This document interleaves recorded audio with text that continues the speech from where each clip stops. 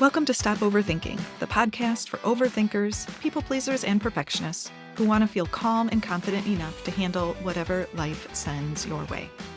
I'm your host, Kristen a women's life and mindset coach, lifelong educator, and recovering perfectionist.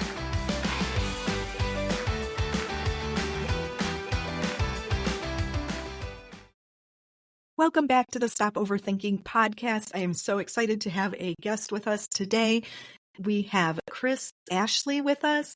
She is a coach, author, speaker, and podcaster who has spent the past 2 decades immersed in the research, spiritual teachings, and practices she shares. Her book, Change Your Mind to Change Your Reality, was published last year. Kris's books, courses, speeches cover a wide range of topics related to spirituality and personal development, including the law of attraction, forgiveness, resiliency, healing, the ego, belief systems, overcoming adversity, manifestation, letting go of limiting beliefs, and more. So welcome, Kris. We are so glad to have you here today. Please tell us more about you, your story, and how you came to the work that you do now. Thank you so much for having me, Kristen. I'm really excited to be here. And wow, that's a long list. It's funny to hear it read out loud to me. But yeah, like I said, I'm really happy to be here. I'm excited for our conversation. We're going to get into forgiveness, which is, it can be a really difficult topic for some people. And it's been difficult for me in my life too. And my story starts in the same way that probably a lot of your guest stories start. And that is with my own trauma. So when I was 12, I was sexually abused by a family member for 4 years. And I had this really big, tight-knit, extended Italian family. And when they found out what happened to me, a lot of them disowned me. And I was getting phone calls and letters from family members telling me they didn't love me anymore and I wasn't their family anymore. And as you can imagine, this left me with a lot of what I call low vibration emotions like anger and guilt and shame that as a young adolescent, I didn't know how to cope with. Most adults don't know how to cope with those types of emotions. And I went down this downward spiral. I was getting in trouble in school. I was doing drugs. I was self-harming. I was just in this spiral of pain. And my life changed when someone handed me a book. And what this book did is it made me realize there were other ways of thinking about life and the universe and other ways of moving and being in this world. And I like to say I was like a sleeper agent, right? Like as I was turning those pages, something inside of me woke up. And I say that that's my spiritual awakening. And when I finished that book, I started reaching for more and I just became insatiable. I was devouring every metaphysical, spiritual, new age, personal development book I could get my hands on. And I started finding teachers to study under. I was going to all these workshops and retreats. And my life just became one big quest to learn, grow, heal, expand. And I was just hooked. And I was seeing my life change. I thought I was unlocking these secrets of the universe, but really I was doing the hard inner work, right? I was trying all these healing modalities. And I really did see it reflected in my outer world. But the other side of my story is that as I was changing my mind and getting better, my mother started to get worse because she didn't have these healing modalities and teachers and books, and her family had been ripped down the seams. And it started to manifest for her as physical illness. She developed serious illnesses like cancer and also really strange afflictions that her doctors at Northwestern had never even heard of before. And so they did what they do. They gave her pills, and then they gave her pills for the side effects of those pills. She was sleeping for all but a few hours of daylight. She was falling down all the time. She was nodding off at the dinner table. She would forget conversations we had just had. And that lasted almost 15 years. And so I had this compounded guilt that I had destroyed my family and broken my mother. But I believe that everything happens for a reason. And I realized that my mother was my biggest teacher. Because for every step that I watched her take into depression and illness and victimization, I climbed in the other direction out of that dark tunnel because I saw firsthand right in front of me what happens to a human body and spirit when they choose to go down that path, because it is a choice. And then I saw what happened to my own body and spirit as I was changing my mind about life and the nature of reality and my own power. And I made a promise to myself, and it's one I've kept to this day, that I would do everything I could to heal physically, mentally, spiritually, emotionally, and I would always prioritize my health in those categories. And the learning doesn't stop. I'm still reading a book a week. I'm still going to all the events and studying under teachers. Eventually I decided my life changed so much. It did a total 180 and I decided I wanted to give back. So I took a coaching training with Mary Morrissey. She's one of 3 people who was mentored directly by the late great Bob Proctor. Mm-hmm. And I took everything that I learned from Mary, and I took everything from those 2 decades of self-study and studying under other teachers. I took the best parts and I created my own system. I wrote my book and I have my podcast now. I'm part of the Los Angeles Tribune podcast network. Now I get to give back and help others so that they don't have to suffer for decades like I did.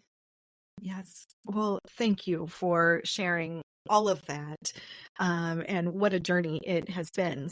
Looking forward to hearing what kind of wisdom you can impart for us today. Let's start with the law of attraction. And it's something that people maybe have heard of. And some of the things that we talk about overlap with that in terms of mindset and emotions and creating your reality, but take it a little bit further. So tell us what in general is the law of attraction and how does it work in our lives? Yeah, so the most simple definition is it is a universal law that says what you focus on, you will bring into your reality. So if you focus on what you want rather than what you don't want, you will bring that into your life. Now, of course, there's a little more complexity than that. And there's, it's almost become this buzzword on social media. And there's a lot of, quote unquote gurus out there who teach that, you just tell the universe what you want, like a genie in a bottle, and then you just like sit back, kick your feet up, and it lands in your lap. And it doesn't quite work like that. There's certain things you have to do, like tune your emotions to it. You have to act as though you already have it. And you have to take action too, right? Like action is kind of what kicks the universe into accelerated motion. But the whole underlying belief is that we live in this universe, this intelligent universe and we are conscious creators. We are so much more than these physical bodies, and that we really can influence the reality around us with our belief system, our thoughts, which then lead to our emotions, our habits, our actions. And by changing all of those things, like our underlying belief system, we can completely change our lives. Okay. And for the people who are like maybe on the fence with the whole, manifestation or, attracting it in, is there science behind this? This is what I geek out about. I love it. We are living in such an exciting time because science is backing up what spirituality and what mysticism has been saying for eons. Quantum physics is the science side of it. Quantum physics even says that out there exists every possible reality, right? Everything you can imagine and everything you can't. And it's out there in a state of rest, just waiting for you to choose it. Basically using the law of attraction. And if we want to get into the neuroscience of it, you have this part of your brain called the reticular activation system, or the RAS. And it's basically the part of your brain that helps you focus on things, right? Because we are constantly getting bombarded by trillions of pieces of information hitting our 5 senses all the time.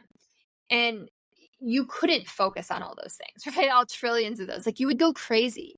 So the RAS kind of brings certain pieces to the forefront, or it highlights bits of information. And, it's the idea, and it does it the same way the law of attraction does, by the way, by what you focused on in the past.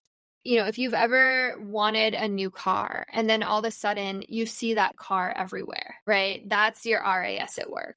So the new age way of saying it is, energy flows where attention goes. What you focus on becomes your reality, but it really is science backed. And, especially quantum physics. I can get into all the experiments if you want me to really geek out, but it's pretty amazing. Yeah. All right. Well, thank you. Because I know sometimes, people, it's that balance between logic and what's out there. And sometimes they need a little bit more evidence, quote unquote, to embrace some new ideas. Totally. And the cool thing is that as you start to hear this evidence, you go, okay, I'm going to try this out, right? Because the best evidence is for you to try it out, right? Like you don't have to believe everything I'm saying. You have free will, right? You can see if it works for you or see if it doesn't, but at least give it that option, right? To see. And once you have that scientific understanding, it makes you a little more willing to try it. And then you're going to prove it to yourself because it's going to work. Right. Yeah. So I like how you are bringing up the emotional part of it too, because so often people think of manifesting or, attracting what you want, that it's just about the thoughts with it. And you brought up the emotional aspect of that too. And I think that's an important component, a unique component. And I love geeking out about the emotional aspect of things too. We had talked ahead of time that we're going to talk about forgiveness, which can be a tough emotion with that. So how does forgiveness and the law of attraction, how does that work together? Well, how it works together is you create your reality, right? So, no one has so much power over you that they can ruin your life or even your day, right? No one can take away your peace of mind or happiness unless you allow them to. So they can try, right? They can insult you, they can say mean things about you, they can criticize you, they can even physically hurt you, but unless you allow them to take away your peace of mind and happiness, they can't. And everyone we meet has different facets to them, right? You get to choose what side of a person you're going to look at. And if you choose to feel like an angry victim, you're going to get more circumstances and people in your life sent to you that are going to make you feel angry and victimized. I think that's how the law of attraction ties into it. But we go way more on into forgiveness than just the law of attraction. Sure. So we have that little overview. And so what advice can you give for someone who wants, let me say that again. What advice can you give for someone who wants to forgive and just really hasn't been able to get there on their own? Yeah, totally. So there's a couple of ways that I teach people how to forgive that's really worked for me in my life. Because again, peace of mind can't be found in blaming others. And by the way, I just want to preface this whole conversation by saying, like, none of this is about excusing their behaviors. Forgiveness isn't for the other person, it's for you. So that you can let go of your anger, your guilt, rage, your sadness, whatever it is you're holding on to, because those emotions are only going to hurt you. Right? There's that amazing Buddhist quote that says, holding on to anger is like holding on to a hot coal with the intention of throwing it at someone else. You're the one that's going to get burned. And that's so true. So I just want to say that this isn't about excusing anyone's behaviors. It's about you so that you can heal and level up and grow and live a fulfilling life. Because we all know people who hold on to grudges for decades and it just becomes their identity, right? And if you do that, it is going to turn into illness. It's going to eventually. That's why disease is dis-ease. So it really is to your benefit to forgive people. Any action that someone takes against you is really neutral. And this is like really about belief systems. And actually, do you mind if I give a little bit overview about like belief systems first before we launch into this?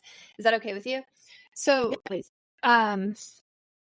There's a little teaching story I like to use. So, this is a true story. I was cleaning out a room in my aunt's closet with my cousin's daughter, who was like 10 at the time. And way in the back corner of a closet, we found a floppy disk. Do you remember what those are? So if you're listening and you're of a certain age, you're like, oh, wow, floppy disk. Like, that's weird that was in her closet, right? But to my cousin's daughter, she didn't know what it was. And to her, she thought it was a toy because it was a 3D object of something she had seen in the 2D, which was the save icon on her computer. And so, I kind of laughed about it and I explained what it was. But then you have to ask this question, right? Like, if I was alone in the room and I saw it, I'd say, oh, that's a floppy disk. That's funny. If she was alone in the room, she'd say, oh, that's a toy. But what is the object, right? Is it a disc or a toy? And then if you take a step back and you say, well, what about civilizations who have never even seen a computer before? What would they think it is other than a disc or a toy? Now, the answer is it's neutral, right? It's nothing. It's none of the above. We give meaning to the object based on our past experience with it.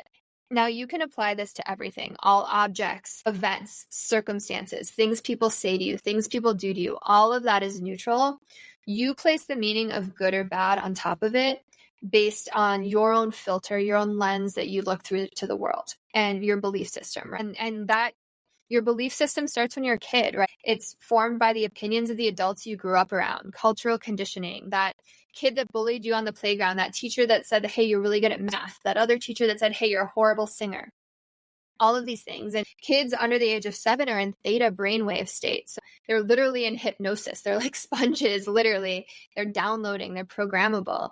And this starts to become your inner voice, right? This lens through which you view to the world. So bring it back to forgiveness, any action that someone takes against you is neutral, right? You decide how it affects you. Oftentimes people are intentionally trying to create chaos and havoc in their life, right? They're all wrapped up in their own stuff, in their own head. But all you're thinking about is how it affects you. There's this amazing poem I love by Lane Thomas called On the Day You Read This. And in it, he says, no one's really judging you when you walk into a room. And all they really want to know is if you're judging them.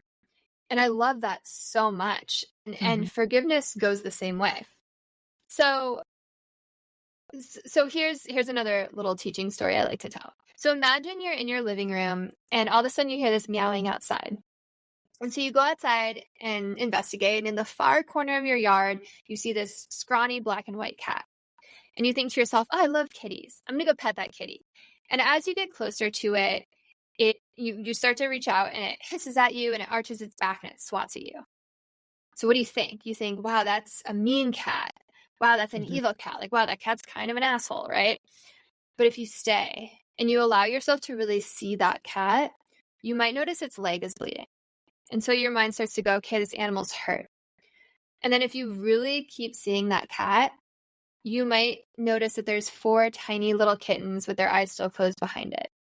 And suddenly your perspective shifts to one of compassion, concern, empathy. And you can do the same thing with the people in your life, because when people are lashing out at you, more often than not, they are coming from a place of their own pain and their own fear. Yeah. Now, we tend to turn the people who have hurt us into monsters in our head because it's easier for us to blame them if we do that. So we run everything they've ever said and done through this imaginary filter that we've created. And we decide that they're just pure evil, right? That everything they've ever done, all their intentions are bad.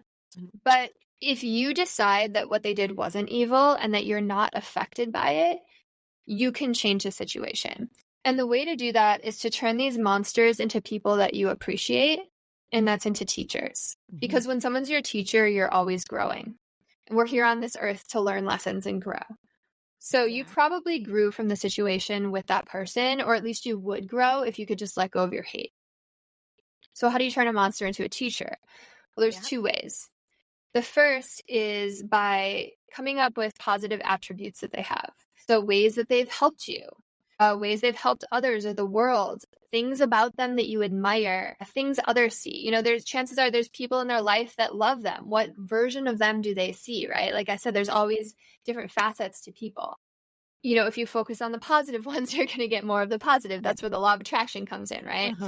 How did they help you grow? All this stuff. So if you're sitting here listening and you're like, I know who my monster is. They are the most evil person ever. There's nothing about them I admire. Everyone in the world hates them. They're worse than Hitler himself. Like, okay. Second way to turn a monster into a teacher is to recognize ways that they've helped you grow. Maybe they helped you step into your own power. Maybe they helped you establish stronger boundaries. Maybe they taught you how you don't want to treat people. And again, chances are there's something that you learned from them. Yeah. So when you can shift your perspective like this, you come to appreciate those monsters in your life. Yeah.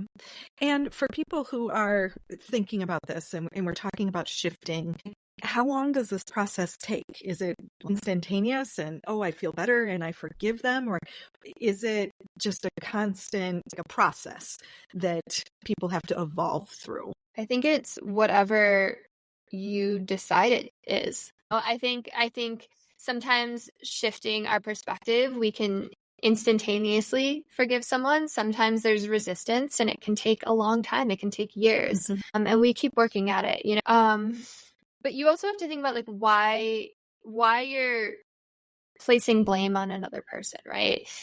Because again, peace of mind can't be found in blaming other people. And we tend to feel like a victim often and blame outside events and other people for our suffering. And that's because there's perceived payoffs to blame, right? You get to be the victim.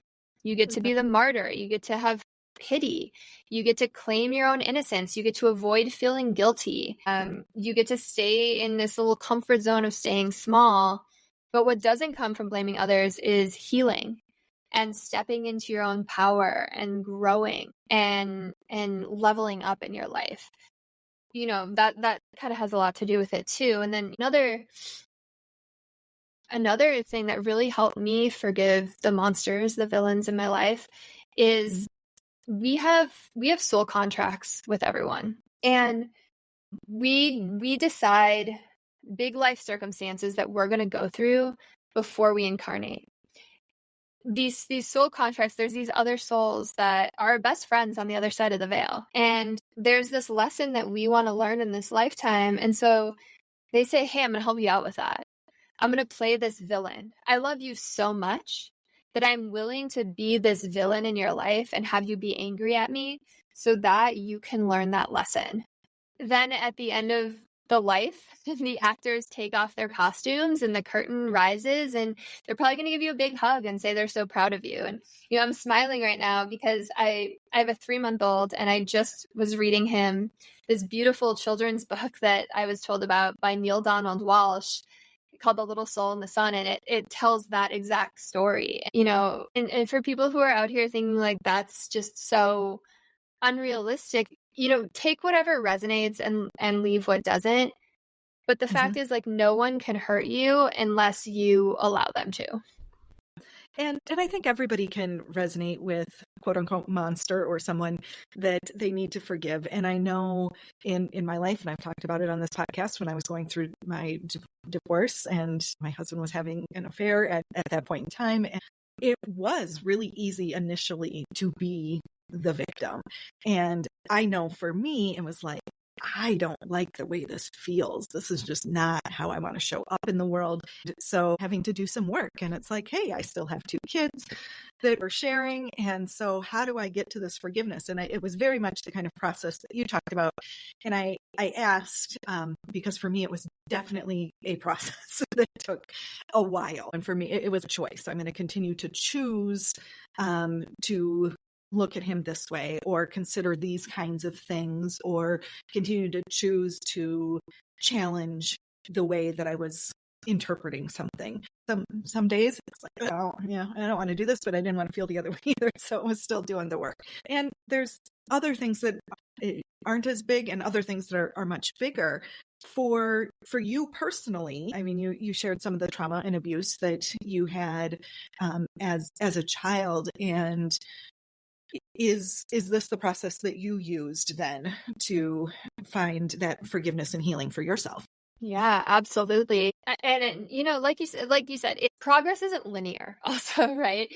Like you're constantly going back to memories or to situations that you thought were healed, and then all of a sudden there's that trigger and you're like, okay, I have to look at this again, right? Because triggers are mirrors, right? They show us where we have unhealed aspects of ourselves. And every person you meet is a reflection of you as well. So if there's something that you don't like in another person, that means that it's just a reflection of that same thing in you. And you're irritated by its reflection back to you. So, you know, in this way, like everyone you meet is a teacher. Everyone has something to teach you. The people that you love and the people that you can't stand, right? And the ones that you can't stand, the ones that really rub you the wrong way, have the most to teach you. The other thing is, like, nothing can hurt your true self, right? Like, we are more, no matter what your religious thoughts or spiritual thoughts, like, we are more than our bodies, right? We're more than our thoughts, our reactions to things. Like, we are something deep and universal and ancient, and we are spiritual beings having a human experience, and nothing can hurt your true self. I kind of like to think of it like we've been dropped in this video game world, and we get to assemble our avatar and our dream career and our relationships and all of that. But the real us is on the other side. And when you're playing a video game and your character gets hurt, like, you don't feel the real pain, right? Knowing that we are so much more, it kind of takes a little bit of that pain away and that fear away. And then the other side of forgiveness too is forgiving yourself. Yes. And that can be a really hard one for people too. Let's talk more about that. Yeah, totally. You know, I mean, guilt is a really hard emotion when it comes to that. And that was something that I struggled with a lot. But guilt is a low frequency vibration. It's punishing yourself before anyone else has a chance to, because so often when we're growing up or at school or at work, if we do something wrong, we get punished by our parents or the law or our boss or our religious figures or teachers or whoever it is. And guilt is this way of punishing yourself before they can. But if you really dig deep into the situations that you feel guilty about, oftentimes you realize you're punishing yourself because of lack of experience or not knowing something at the time or your own innocence. And, you wouldn't punish a child forever for making a mistake. So why do you punish yourself? And we are so good at beating ourselves up, right? We can just be the worst on ourselves. And you can use that same skill set and flip it around. So instead of thinking about ways that you're guilty, think about ways that you're innocent. Think about ways that you're lovable. Think about ways that you're right, that you did everything okay. Like, prove your own innocence to yourself. Because if there is like some amount of time that you feel like you need this punishment, right? If you feel guilty, you feel like you need this punishment, like, what's the right amount of time? Like, how long does the punishment need to last, right? Do you need to do it for a year, for 10 years? And if there's an answer to that, then why can't the right amount of time be right now? Why can't you just be done with it? And the other thing is, there's this paradox to forgiveness, whether it's of you or other people, is if you choose to not place blame on another person, if you choose to just like let it go and not cast that outward blame or cast that blame onto yourself, then there's nothing that even needs to be forgiven, right? All there is to do is just let things go and move on. Thank you for that part about forgiving ourselves as well, because as my, type A overthinkers, perfectionist listeners here, we tend to be pretty hard on ourselves. And so thank you for that reminder there as well. And I even wrote down as you were talking, guilt punishes ourselves before others can, because that quote just really kind of resonated with me. And it's just the fact that it's a punishment, and is this something that we really need to undertake? I just want to recap a little bit. So somebody's listening to all this and they're like, okay, maybe I'm going to give this a try, because they just really wanted the other person, for there to be some accountability or to step up and take ownership of what happened or their emotions. Somebody's like, okay, I'm going to give it a try. What's the very first step that you would say to get started? Totally. And I want to just piggyback on your point that a lot of times forgiveness requires us to forgive another person without receiving an apology. And you never have to talk to this person to forgive them, right? It's a purely internal thing. And also, there's a very big difference between forgiveness and boundaries. Just because you forgive someone doesn't mean you need them in your life again. Yeah, so that's really important to say. So, there's little things you could do. What I did is I like to go into a meditation and imagine that person in front of me and like really imagine it, like notice the flaws on their skin, the color of their eyes, what they're wearing, what their hair looks like. And then notice more intimate details. Notice the way their breath moves in their chest. Really look into their eyes and see this other soul, right? This reflection of you. And then tell them you forgive them.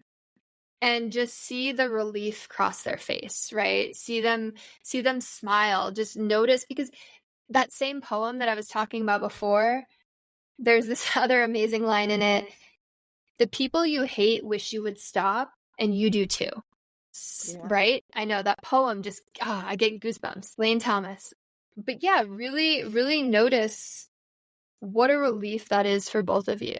And then give them a big hug and just feel their body against yours. And really just going through this can be such a powerful act. And I have a guided meditation on it in my podcast. If someone's interested, you just have to like look back through episodes.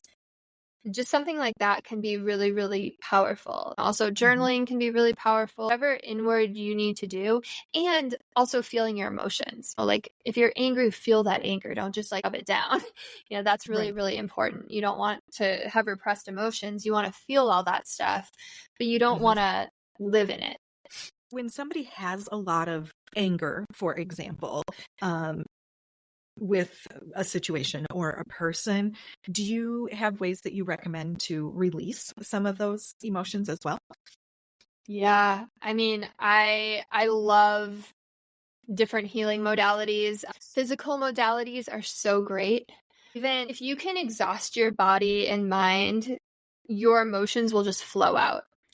And it's about just starting the process, because once you start it, our emotions are layered. David R. Hawkins writes a lot about this in Letting Go, the Pathway of Surrender. It's a phenomenal book, but he even like grades them on a numerical scale. So like oftentimes anger is covering up really deep sadness, deep heartbreak, right? So if you can allow yourself to feel that anger, it will often dissipate and then morph into that sadness underneath it. So it's kind of like peeling away the layers of an onion.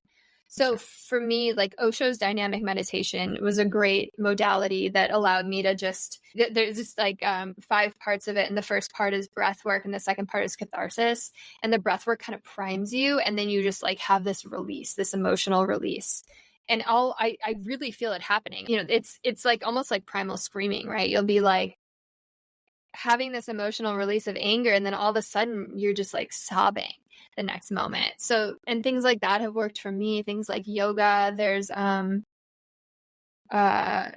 what is it? TRE can be really powerful. Isn't that what it's called? Where it's about like emotional stress, trauma release. And it's like these little physical modalities that make you shake. And it's really interesting. I don't know if you've ever tried it, but the idea behind it is like, you know how dogs kind of tuck their tail under when they're like stressed or scared?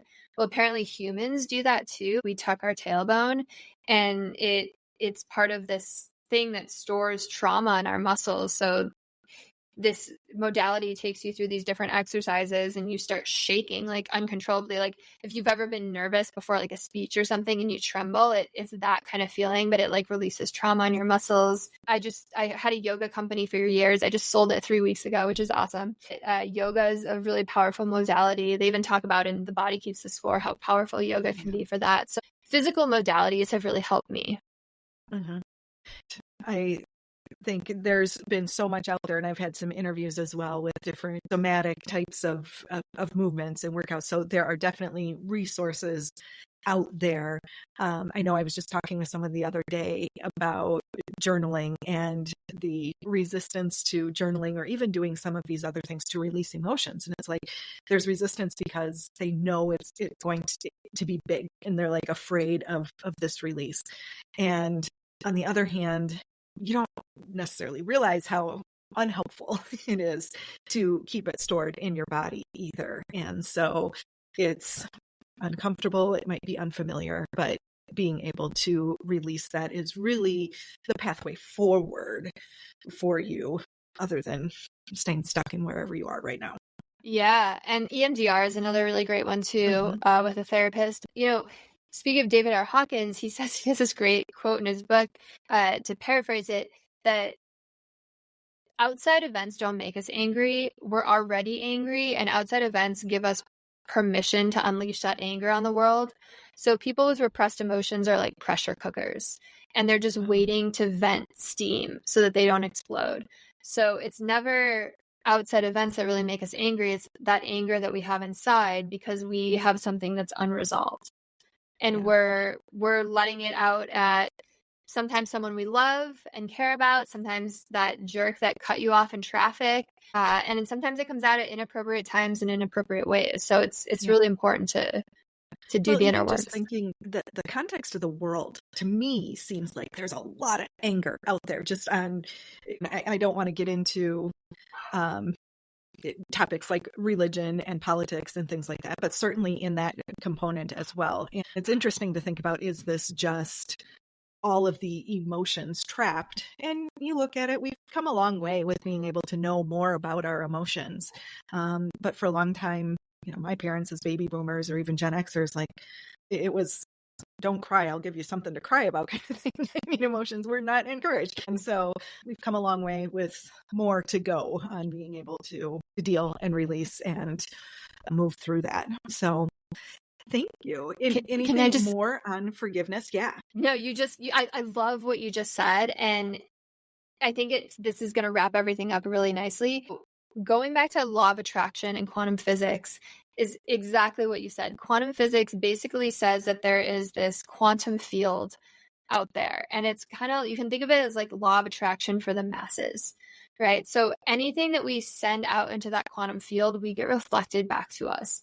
So if you hurt another person, right? For example, that anger, that shame, that guilt, that pain that you make them feel, that sadness gets sent out into the quantum field, and then humanity gets sent more circumstances and people that make people feel angry and pain, and it's like this collective energy, and it's exactly what you said, and quantum physics really does back that up. So we're all in this together, right? We're all reflections of each other. We're all parts of the same. No one outside of you is separate. It's all part of this illusion of reality. And again, quantum physics backs that up too.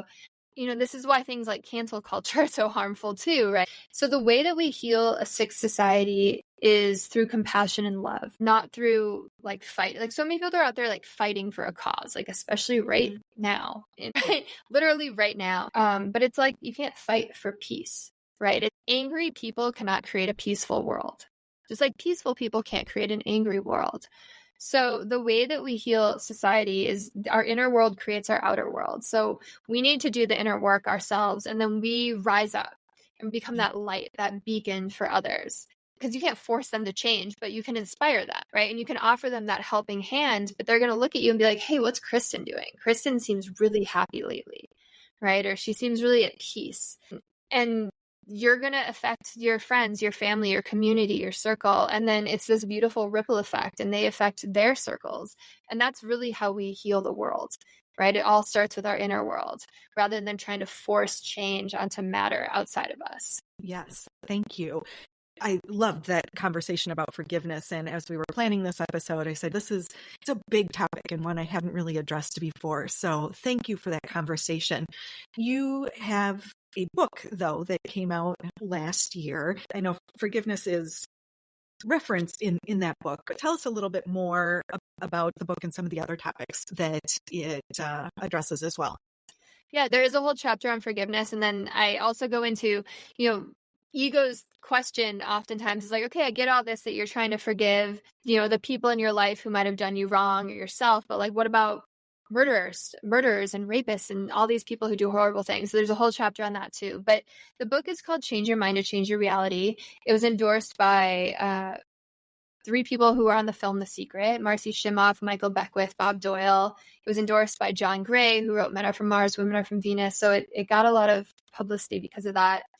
So it's really about what we were talking about before with belief systems, that if you change your perspective, you can stop suffering, right?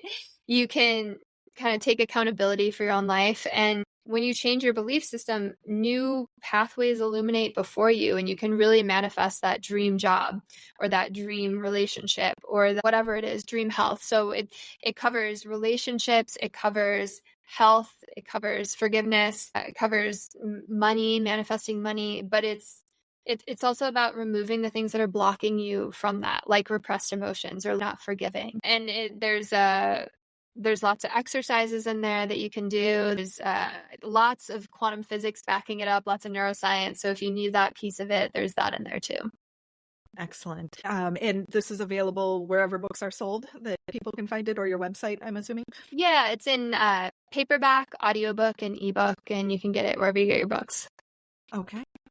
So thank you so much, Kris. I have just really enjoyed this conversation. And again, for all of our listeners, I think there are so many aspects of this that overlaps with a lot of the things that I talk about. And this is just taking that step further. And also maybe just underscoring the importance of why paying attention to your thoughts and your feelings and what you're putting out into the world. And are you the person that you really want to be? Because that's also what you're attracting. And it can be one thing to stay stuck and sad in the low vibrational energy, and that's what you're going to stay stuck in. So here's more reference of just different ways that you can move forward and have something different in your life. So any closing thoughts for us today, Kris? Just that you are a powerful creator, and you really can influence your life and your reality. You've got to stop being the victim and step into your own power, and you'll see miracles happen in your life. I love it. Let's end on that note. So thank you. Thank you to Kris, and I will be back next week with another episode.